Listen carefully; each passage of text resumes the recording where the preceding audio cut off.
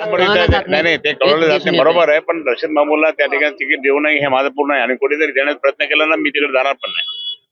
मी सांगेन माझा विरोध आहे म्हणून. तनवाणीचा उल्लेख केला तुम्ही. त्याच तनवाणीला तिकडे गेल्यानंतर आता स्वतःच्या भावासाठी आणि मुलासाठी त्याच्या भावाचा काल पत्ते खेळताना आलं का नाही काय? तनवाणीचे भाऊ त्या ठिकाणी आमच्याच गुलमंडी भागामध्ये, त्या ठिकाणी औरंगाबाद भागामध्ये त्या ठिकाणी क्लब चालवतात. तो तनवाणीचा भाऊ पत्त्याचा क्लब चालवतात. हे काही लोकांना कळत नाही का? आमच्या गुलमंडी औरंगाबादच्या क्लब चालवतात. पकडला गेले बरेच जण. तनवाणीचा भाऊ मुख्य तो मालक म्हणून तोही पकडला गेला. तो बरोबर का नाही? किशनचंद तनवाणीचा भाऊ विष्णू. तुमच्या मुलाला तुम्ही गुलमंडीवरून उतरवणार आहात? कोणाचा? तुमच्या मुलासाठी नाही, अजून काही नक्की ठरलं नाही. हो, मामू पाठीमागे आहेत, ते स्वतः इथं इंटरव्ह्यू साठी आलेले आले तरी माझा विरोध आहे. मी सांगितलं तुम्हाला माझा विरोध आहे त्या रशीद मामूला. का आमच्याकडे कोण नाही का? एक आमच्याकडे एक ऍडिशनल कमिशनर जे होते ते रिटायर झालेले, ते एसटी मधून ते आलेले. आम्ही त्यांना देण्याचा प्रयत्न आहे. पण रशीद घेणार नाही तर नाही घेणार, पण तिकीट देणार नाही. तिकीट नाही मिळत त्यांनी. तर असं असेल तर मग काय फायदा? फक्त बोलवलं आमच्या पक्षातल्या एका नेत्याने, बोलवलं त्यांना. ठीक आहे, ते आमचे नेते ते स्वतःच काहीतरी करत असतील. जाऊ द्या, आपलं काय करायचं. आता गल्लीतला पक्ष झालेला आहे. अतुल सावे असं म्हणले असेल तर त्यांना माहित नाही की वरचे लोक किती मानतात उद्धव साहेबांना. अतुल साहेब, तुम्ही गल्लीतले शुभ असा तुम्ही कशा लोकांचे असं बोलत होता? तुम्ही कसे निवडून आले, काय आले ते आम्हाला माहिती आहे ना. मग शुभ असा काही बोलू नका. तुम्ही कसे निवडून आले त्यांनाच विचारून तुम्ही. नाही, आमचं नियोजन कमी पडलं नाही. आमचं जे नियोजन असतं ते सरळ लोकांकडे हात जोडणे, नमस्कार करणे, रॅली काढणे, पदयात्रा करणे, भाषण करणे हे आहे. त्यांचं फक्त काही करायचं नाही, फक्त पैसे द्यायचे आणि घ्यायचे, पैसे द्यायचे आणि घ्यायचे. तुम्ही जर अशा पद्धतीने वाटत असेल तर बरोबर नाहीये. आज वाहन रॅली काढत संभाजीनगरमध्ये शिवसेनेने शक्ती प्रदर्शन केलेलं आहे. त्यामध्ये पालकमंत्री होते, खासदार होते. आणि इथं जेव्हा गाडी आली, शिरसाट साहेब म्हणत होते की अरे पटपट गाडी पुढे घे वाहन चालकाला. म्हणजे घाबरले ते. बरं. पालकमंत्री घाबरले. आता पालकमंत्र्यांच्या पाठीमागे ज्यावेळेस तुम्हाला सांगतो यांची युती होत नाही आता. म्हणजे शिंदे गट ऑटोमॅटिकली बाहेर पडतो. का बाहेर पडतो? की यांनी पाहिलं की आता आम्ही इतके जागा मिळवलेल्या, 120च्या वर गेलेल्या जागा आमच्या भारतीय जनता पार्टीला, मग यांना कशाला घ्यायचं? आणि म्हणून ते यांना बाजूला करणार आहे. माझ्या बाजूला करणार लिहून घ्या तुम्ही माझ्याकडे. माझं मागच्या जर खोटं ठरलं तर, कारण भारतीय जनता पार्टीने त्या ठिकाणी पाहिलं की ते स्वार्थी आहे. ते फक्त घेतात आणि यूज अँड थ्रो करतात. तसं यांना पण शिंदेना सुद्धा, शिंदे गटाला सुद्धा त्या ठिकाणी ते बाजूला करतात.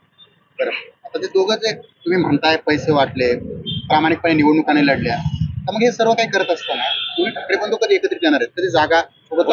उद्या अधिकृतपणे घोषणा आहे आणि उद्या घोषणा असल्यामुळे त्याच्यानंतर ते सुरुवात होणार आहे. पूर्ण मुंबईची जागे वाटप दोन्ही भावांनी एकत्रपणे केली. तिथे कुठेही वाद नाही, काय नाही. संभाजीनगरमध्ये तुम्ही आघाडीमध्ये लढणार आहात, कोणते पक्ष आहेत? नाही, आता पाहू ना. आता आमची ती या ठिकाणी वर चालू आहे आमची मीटिंग. आणि आता कोण काय काय सगळे उमेदवार, इच्छुक उमेदवार आलेले आहेत.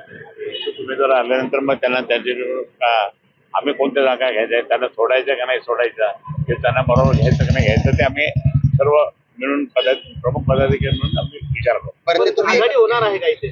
आता अजून सांगता येत नाही, कारण आज काय आमचे शहर प्रमुख हे त्यांच्याकडे मिटिंगला गेलेले आहेत.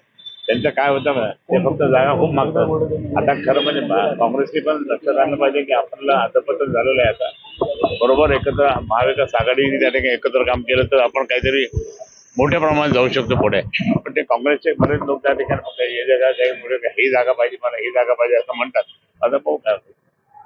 आता तुमच्या मुलाखती कोण आलेले, कुठून लोक आलेत आणि मुंबईत आमचे संपर्क खूप आले. ठीक आहे, कशा पद्धतीने आता मुलाखती? नाही, मुलाखतीमध्ये ते विचारपूस करतील. आम्ही आमच्या पद्धतीने करू. अजून अशा 3-4 मुलाखती होणार. काही एकच मुलाखत नाही आता. ही एकच फक्त मुलाखत आजची झाली ती नाही, अजून 3-4 मुलाखती होते. काय पाहिजे तर पारदर्शकता पाहिजे ना. कोणी त्या ठिकाणी मागचा जो अनुभव पाहिला ना, तो अनुभव पाहता त्या ठिकाणी आपण पूर्णपणे पाहायचं. कारण हे कोणतेही डावपेच खेळतील, भाजप शिंदे गट असं कोणतेही डावपेच खेळतील. ते मागच्या वेळेस जसं ते तनवाणीने केलं होतं ना, तसं होऊ नये म्हणून ती आम्ही काळजी घेणार आहे. बरं, ते रशीद मामूला तुम्ही पक्षात घेतलंय. मला माहित नाही काही घेतलं असेल, कोणी घेतलं असेल माहित नाही, परंतु त्यांच्यामुळे त्या ठिकाणी खूप वाद निर्माण होऊ लागले. मी माझी भूमिका स्पष्ट आहे, रशीद मामूला त्या ठिकाणी तिकीट देऊ नये ही माझी भूमिका आहे. बरं, तुमच्या विरोधात अनेक दशके रशीद मामूनने संभाजीनगरमध्ये निवडणुका लढवलेल्या आहेत, तुम्हाला विरोध केलेला आहे. असतेच तुमच्या तुम्ही देखील त्यांना विरोध केला. माझं त्या ठिकाणी स्पष्ट मत आहे की त्याला घेऊ नये बस इतकंच. त्याला तिकीट देऊ नये ही माझी भूमिका आहे. बरं, खैरे साहेब, आता तुम्ही त्यांना पक्षात घेतलं नाही, तुमची इच्छा नव्हती घेतलं, पण आता शिवसेनेचं म्हणजे शिंदे गटाचे जे नेते आहेत, तिकीट द्यायचं की नाही द्यायचं त्यांनी आमच्या हातात आहे. तुमच्या पक्षाला उबाटा मामू असं नाव दिलंय. ते काही बोलतील म्हणून आमचं ते हे असे जर कोणी टोमणे टामणे मारत असतील त्या ठिकाणी काय मुसलमान त्यांच्याकडे नाही का? त्यांचे पण मुसलमान निवडून आले ना, मग आम्हाला काय बोलता? आज एक हाती त्या ठिकाणी मी तुम्हाला सांगतो की तुम्ही जर पाहिलं असेल तर 8 मुस्लिम नगरसेवक आमचे फुलंब्रीला आले आणि ते कशावर आले माहिती आहे? मशालवर आले. आणि मग असं म्हटलं तर काय हे नाही वावज नाही, परंतु त्या व्यक्तीला घेऊ नये हे माझं पूर्णपणे. अरे आमचे ते राजाबाजारचे लोक त्या ठिकाणी हे उभे ते टोमणे मारायला लागले मला, म्हणून मी नाही. रशीद मामूनच्या रशीद मामूला तुमचा विरोध आहे. रशीद मामू माझा विरोध आहे. सत्ताधारी पक्षांनी तुमच्या नेत्यावर टीका केलेली आहे. अशा पद्धतीने घरात बसून निवडणूक लढवल्या जात नाही, कार्यकर्त्यांना वाऱ्यावर सोडण्यात आलं. महायुतीच्या नेत्यांनी सभा गाजवल्या आणि एकतर्फा विजय मिळवलेला आहे. ज्यांनी बोलले ना ते मूर्ख आहे, मूर्ख. कॅमेऱ्याकडे पाहणं साहेब.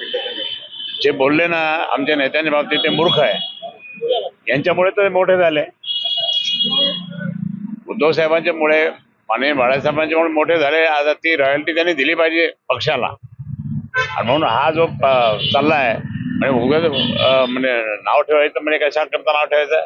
त्यांच्यामुळे तुम्ही मोठे झाले आणि तुम्ही त्यांना नाव ठेवा. आता थांबा, आता काही दिवसांतर काय होतं पाहा. काय होतं नेमकं, काय होणार? असेच आरोप करतात की पक्ष चोरला, चिन्ह चोरला, बाळासाहेब चोरले. आता हे बस झालं इमोशनल करणार.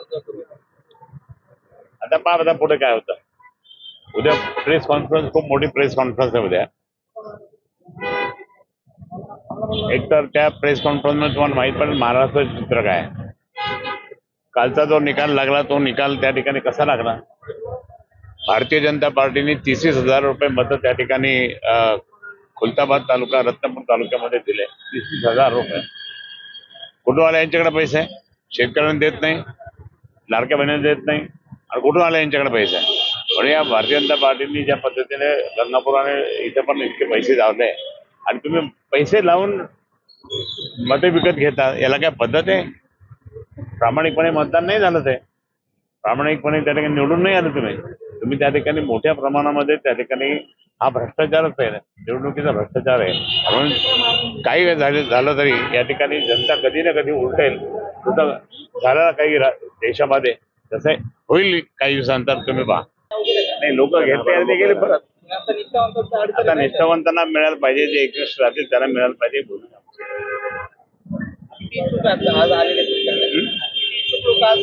प्रचंड घडते. आता मी तर अजून गेलो नाही वर.